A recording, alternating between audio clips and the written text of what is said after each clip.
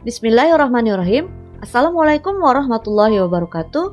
Semoga kita semua dalam keadaan sehat walafiat dan dalam lindungan Allah Subhanahu wa Ta'ala, Tuhan Yang Maha Esa. Pada kesempatan ini, saya, Caroline SP, akan menyampaikan materi tentang listrik dinamis pertemuan yang kedua. Tujuan pembelajaran. Setelah menonton video pembelajaran, siswa dapat 1.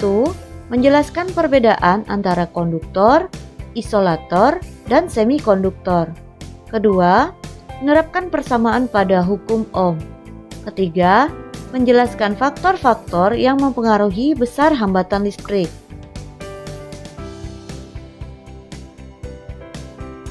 Hantaran listrik. Berdasarkan kemampuannya dalam menghantarkan listrik, bahan-bahan dibedakan menjadi konduktor, isolator, dan semikonduktor. Bahan-bahan yang dapat menghantarkan listrik dengan baik disebut konduktor listrik. Contohnya adalah tembaga, besi, aluminium, kuningan, emas, baja, raksa atau merkuri, dan perak. Sedangkan isolator adalah bahan yang sangat buruk untuk menghantarkan listrik karena di dalam bahan ini elektron sulit mengalir. Contoh bahan yang termasuk ke dalam isolator adalah gelas atau kaca, plastik, keramik, karet, kayu, wol, kain, gabus, dan kertas. Semikonduktor. Semikonduktor adalah bahan yang dapat bersifat konduktor jika berada pada suhu yang tinggi, namun bisa bersifat sebagai isolator jika suhunya rendah. Contohnya adalah silikon, timah, timbal, karbon, germanium, dan arsen.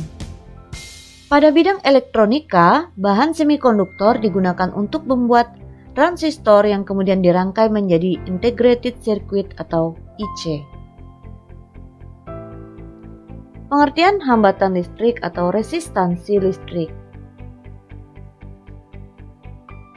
Resistansi atau resistance atau lebih tepatnya disebut dengan resistansi listrik atau electrical resistance adalah kemampuan suatu bahan pada benda untuk menghambat atau mencegah aliran arus listrik. Seperti yang kita ketahui bahwa arus listrik adalah banyaknya muatan listrik yang mengalir dalam suatu rangkaian listrik dalam tiap satuan waktu yang dikarenakan oleh adanya pergerakan elektron-elektron pada konduktor. Maka, resistansi listrik yang biasanya dalam bahasa Indonesia disebut dengan hambatan listrik, ini juga diartikan sebagai penghambat aliran elektron dalam konduktor tersebut. Nilai resistansi atau nilai hambatan dalam suatu rangkaian listrik diukur dengan satuan ohm atau dilambangkan dengan simbol omega. Komponen elektronik yang berfungsi sebagai penghambat arus listrik ini adalah resistor. Resistor dalam suatu rangkaian elektronika dapat berfungsi untuk menghambat atau mengurangi aliran arus listrik dan sekaligus juga bertindak untuk menurunkan level tegangan listrik di dalam rangkaian. Pada dasarnya, setiap bahan penghantar atau konduktor memiliki sifat yang menghambat arus listrik. Besaran hambatan listrik pada suatu penghantar atau konduktor dipengaruhi oleh beberapa faktor, yaitu 1. Jenis bahannya, 2. Panjang penghantar, yang ketiga adalah luas penampang. Hambatan dalam suatu penghantar atau biasa kita sebut dengan kabel dapat diukur menggunakan alat yang disebut ohmmeter. Hambatan yang terdapat pada kawat penghantar dirumuskan sebagai berikut. R sama dengan Rho dikali L per A. R adalah hambatan pada kawat penghantar. Rho adalah hambatan jenis, satuannya ohmmeter. L adalah panjang kawat dalam satuan meter. A. Luas penampang kawat dalam satuan meter persegi. Nah, berikut ini adalah gambar resistor. Mungkin kalian pernah melihat alat ini di dalam alat-alat elektronik ya, resistor. Baik, berdasarkan rumus tersebut di atas, kita bisa sebutkan hambatan kawat sebanding dengan hambatan jenis kawat dan sebanding dengan panjang kawat, namun berbanding terbalik dengan luas penampang kawatnya. Mungkin kalian ada yang merasa bingung dengan kata-kata sebanding dan berbanding terbalik. Jadi penjelasannya seperti ini. Yang pertama, hambatan pada kawat penghantar itu sebanding dengan hambatan jenis kawat. Artinya, semakin besar hambatan jenis kawat, maka semakin besar pula hambatan kawat. Begitu juga sebaliknya. Jika hambatan jenis kawatnya kecil, maka hambatan kawatnya juga kecil. Yang kedua, hambatan kawat itu sebanding dengan panjang kawat. Artinya, semakin panjang kawatnya, maka semakin besar hambatan kawat. Demikian pula sebaliknya. Yang ketiga, ada kata berbanding terbalik. Artinya, di sini pada rumus disebutkan bahwa penampang kawat itu berbanding terbalik dengan hambatan kawat. Berbanding terbalik artinya semakin luas penampang kawatnya, maka semakin kecil hambatan kawat, dan semakin kecil luas penampang kawat, maka semakin kecil pula hambatan kawat. Nah, saya jelaskan dulu apa itu hambatan jenis. Dalam ilmu kelistrikan, hambatan jenis atau resistivitas adalah hambatan yang dimiliki oleh penghantar dengan luas penampang satu satuan luas tiap satu satuan panjang. Hambatan jenis atau resistivitas bisa menjadi ukuran kemampuan suatu penghantar dalam mengalirkan arus. Semakin besar hambatan jenis, semakin kecil arus listrik yang mengaliri penghantar. Sebaliknya, semakin kecil hambatan jenis atau resistivitasnya, maka semakin besar arus listrik yang bisa dialirkan oleh suatu penghantar. Saya ingatkan kembali, yang kita bahas di sini suatu penghantar maksudnya adalah kabel yang digunakan untuk mengalirkan arus listrik. Dalam fisika, hambatan jenis atau resistivitas disimbolkan dengan huruf Yunani seperti ini, kemudian dibaca dengan rho. Dengan satuan menurut sistem internasional adalah ohm meter. Lihat simbolnya. Nah, berikut ini saya tampilkan sebuah tabel berisi jenis-jenis bahan dan hambatan jenis bahan. Misalnya kita bandingkan antara karet dengan aluminium. Kalau karet, hambatan jenisnya 1,0 dikali 10 pangkat 13, sedangkan untuk aluminium 2,65 kali 10 pangkat min 8. Jadi sangat jauh perbedaan hambat jenis pada karet dan aluminium. Nah, logam dan campuran logam merupakan penghantar yang memiliki nilai hambatan jenis paling kecil. Bahan ini dinamakan konduktor. Contohnya besi, baja, tembaga, emas, dan perak. Nah, semoga kalian bisa paham ya tentang hambatan jenis yang dimiliki oleh setiap bahan.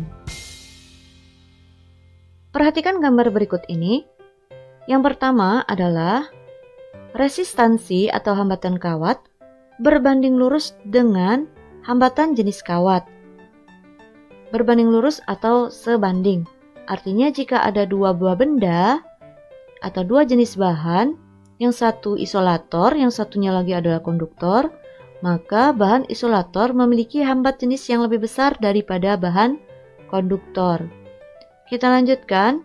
Yang kedua adalah panjang konduktor. Jadi semakin panjang konduktornya, maka hambatan kawatnya akan semakin besar pula. Jika kawat konduktornya pendek, maka hambatan pada kawat juga semakin kecil. Selanjutnya adalah luas penampang. Perhatikan gambar kedua penampang ini. Satu penampangnya besar, satu penampangnya kecil. Nah, ini agak berbeda. Luas penampang ini berbanding terbalik. Untuk luas penampang, semakin besar luas penampangnya, maka hambatan pada kawatnya semakin kecil. Sedangkan semakin kecil luas penampang pada kawat, maka hambat jenisnya semakin besar. Ya, jadi kalian harus paham apa arti kata-kata berbanding lurus dan berbanding terbalik. Kita lanjutkan dengan hukum Ohm.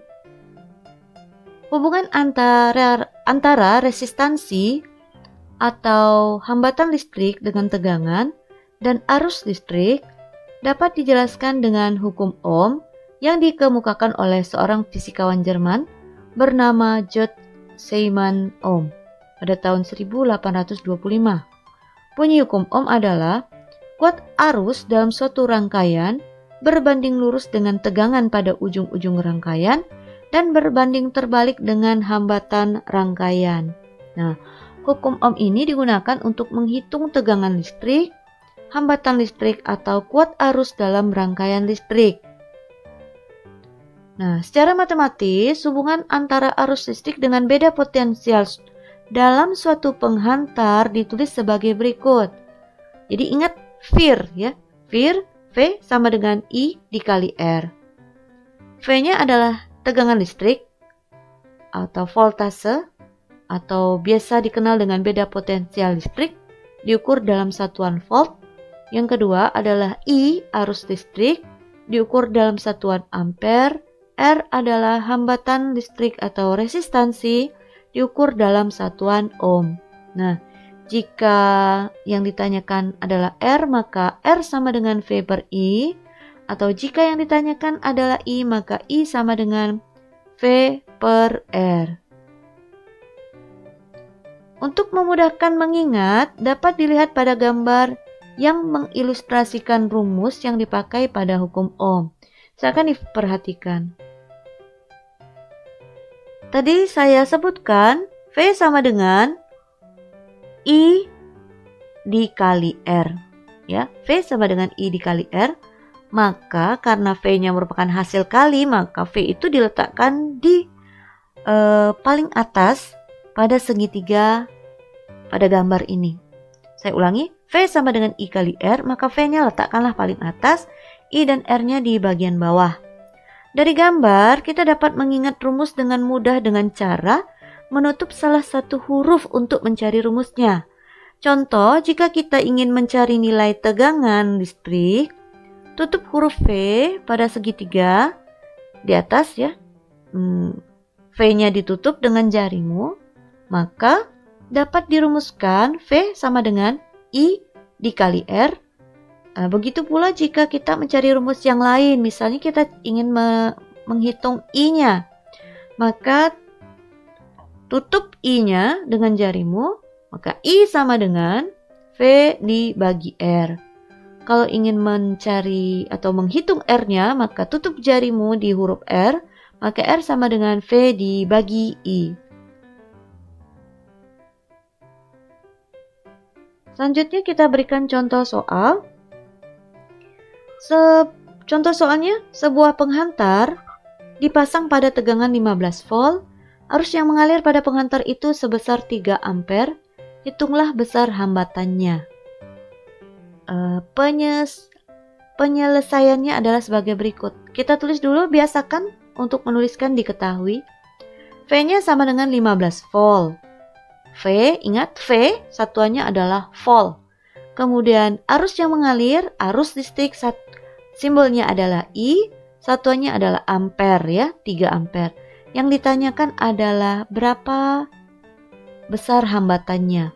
Ingat rumusnya tadi, maka R sama dengan V dibagi I, R-nya 15 dibagi 3 sama dengan 5 ohm. Mudah ya? Baik, kita lanjut. Contoh soal yang kedua, suatu rangkaian listrik diberikan tegangan 24 volt dan memiliki hambatan sebesar 48 ohm. Hitunglah arus listrik yang dibutuhkan. Diketahui V sama dengan 24 volt, R sama dengan 48 ohm. Ditanyakan I. Jawab, I sama dengan V per R. I sama dengan 24 dibagi 48 dan I sama dengan 0,5 ampere. Demikianlah pembelajaran pada hari ini. Semoga dapat difahami dengan baik. Motivasi belajar pada hari ini adalah mengutip kalimat yang dibuat oleh seseorang, yaitu orang-orang yang berhenti belajar akan menjadi pemilik masa lalu, dan orang-orang yang masih terus belajar akan menjadi pemilik masa depan. Untuk kalian, semoga kalian tetap semangat dalam belajar karena dengan belajar kalian menata masa depan kalian. Sekian dari saya. Assalamualaikum warahmatullahi wabarakatuh.